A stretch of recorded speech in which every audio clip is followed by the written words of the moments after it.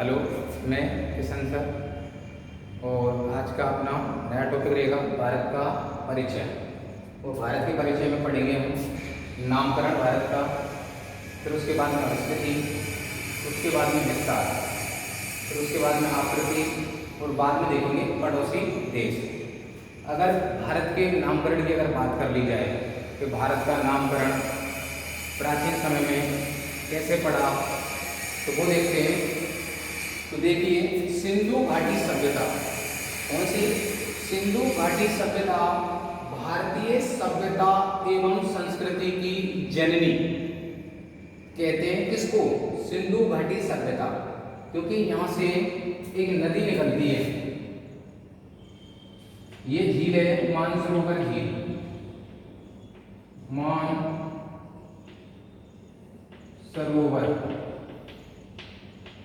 झील। और कहां पड़ती है? तिब्बत में। तिब्बत से निकलती है कौन सी नदी? सिंधु नदी। ये सिंधु का अपवा क्षेत्र कहलाता है। किसका अपवा क्षेत्र कहलाता है? सिंधु नदी का। यहीं पे सिंधु घाटी सभ्यता ने जन्म लिया। कहां पर? सिंधु नदी घाटी में। उसी कारण भारतीय सभ्यता एवं संस्कृति की जननी कहा जाता है सिंधु घाटी सभ्यता को। आगे देखें, वैदिक आर्यों का निवास स्थान था। वैदिक आर्यों का निवास स्थान कहां पे था? ये भारत का उत्तरी क्षेत्र, भारत का उत्तरी क्षेत्र वैदिक आर्यों का निवास स्थान था। बात करें ऋग्वेद 5 जनों में से, ऋग्वेद 5 जनों में से शक्तिशाली जन भरत के नाम पर, किसके नाम पर? भरत के नाम पर भारत देश पड़ा। किसके नाम पर रखा गया भारत का नाम? भरत के नाम पर।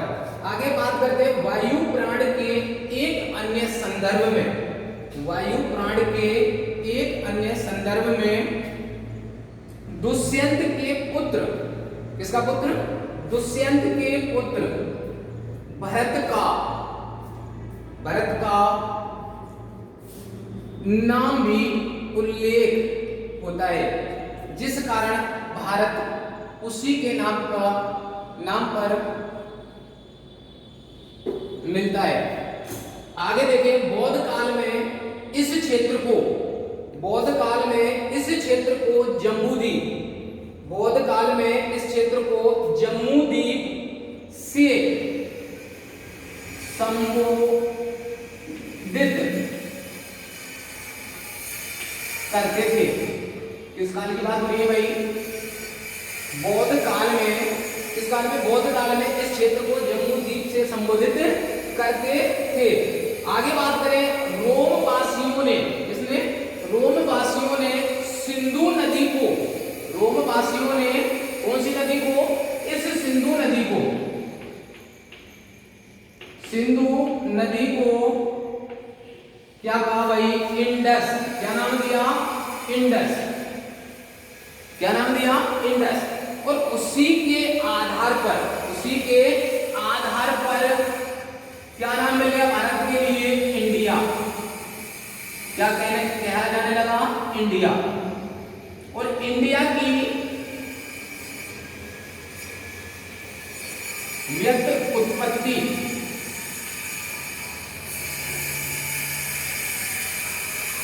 इंडोई से हुई है, इंडोई से हुई है। आगे बात करें, ईरानियों ने सिंधु नदी को, ईरानियों क्या करते थे? ईरानियों ने सिंधु नदी को हिंदू नाम से, क्या नाम देते थे? सिंधु को हिंदू कहते थे। हिंदू क्या कहते थे वे? सिंधु नदी को हिंदू कहते थे, जिस कारण इस क्षेत्र को क्या नाम मिला? भारत। नहीं, इस कारण इस क्षेत्र को हिंदुस्तान, क्या नाम दिया? हिंदुस्तान कहा जाने लगा, कहा जाने लगा। ध्यान रखना है, हिंदुस्तान किसने कहा था? ईरानियों ने। किस नदी को? सिंधु नदी को हिंदू नाम से पुकारते थे, जिस कारण अपने भारत का नाम पड़ गया हिंदुस्तान। आगे देखते हैं, ये तो बात कर ली किसकी हमने? भारत के नामकरण की। किसकी बात करिए भाई? भारत के नामकरण की। आगे बात करें भारत की अवस्थिति। भारत की अवस्थिति, अगर भारत की मुख्य भूमि की अगर बात करें कि भारत की मुख्य भूमि अगर देख ली जाए तो भारत की मुख्य भूमि का अक्षांशीय स्थिति, मुख्य भूमि की बात कर रहे हैं तो भारत की मुख्य भूमि 8 डिग्री 4 मिनट उत्तरी अक्षांशीय और कितना डिग्री भाई? 97 डिग्री, सॉरी 37 डिग्री 6 मिनट उत्तरी अक्षांश तक फैला हुआ है। तो ध्यान रखना है, ये तो मुख्य भूमि की बात करिए। अगर इसका अपने भारत का दक्षिणतम बिंदु से अगर याद करें तो दक्षिणतम बिंदु है इंदिरा पॉइंट, जिसका 6 डिग्री 45 मिनट उत्तरी अक्षांश पर। अगर इससे याद करेंगे तो कितना बताना पड़ेगा? अगर द्वीप की याद करेंगे या अपने भारत का दक्षिणतम बिंदु कौन सा है? इंदिरा पॉइंट।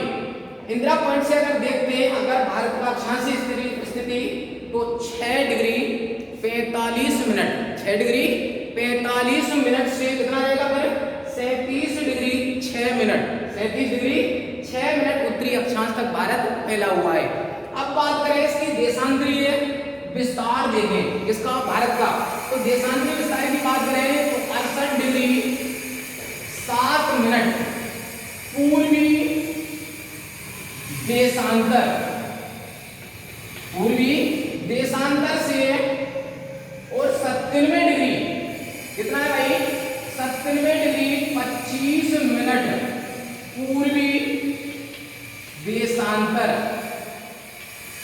के मध्य भारत फैला हुआ है। तो ध्यान रखना है, 68 डिग्री 7 मिनट पूर्वी देशांतर से 97 डिग्री 25 मिनट पूर्वी देशांतर के मध्य भारत का विस्तार है।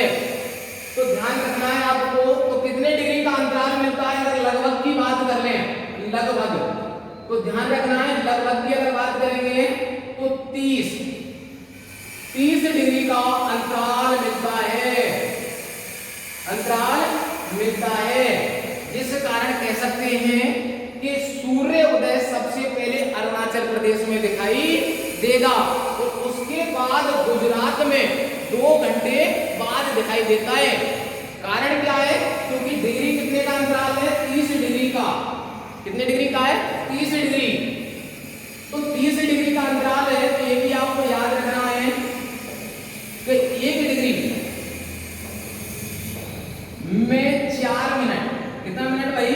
1 डिग्री में 4 मिनट होते हैं।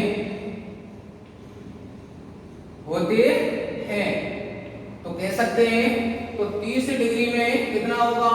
30 गुणा अगर 4 कर दिया जाए तो कितना आ जाता है? 120 मिनट। और 120 मिनट को अगर आप घंटे में परिवर्तित करेंगे तो कितने घंटे आएगा? 2 घंटे। कितने घंटे भाई? 2 घंटे। ठीक है, ध्यान रखना है इस चीज को। आगे देखें तो ये तो मैंने अक्षांश एवं देशांतरीय विस्तार की बात कर ली अवस्थिति में। इसमें अवस्थिति में अगर इससे आपको अगर पहले देखना है, क्या देखना है आपको? पहले अगर जानना है कि भारत गिलोबीय स्थिति में कहां अवस्थित है, तो वो देखिए ये पूरी ग्लोब बन गई अपने पास में। और ग्लोब की अगर बात कर ले तो बीचों बीच से एक रेखा गुजरती है जिसको बोलते हैं हम भूमध्य रेखा। क्या बोलते हैं? भूमध्य रेखा। अगर भूमध्य रेखा के अगर आप ऊपर की ओर चलते हैं तो ये कहलाता है उत्तरी गोलार्ध।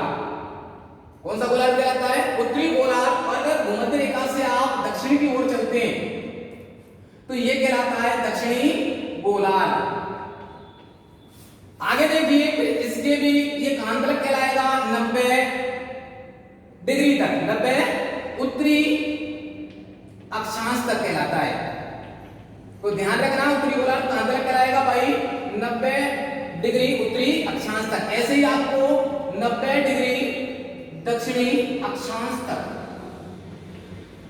कौन सा गोलार्ध कहलाएगा दक्षिणी गोलार्ध, दक्षिणी गोलार्ध।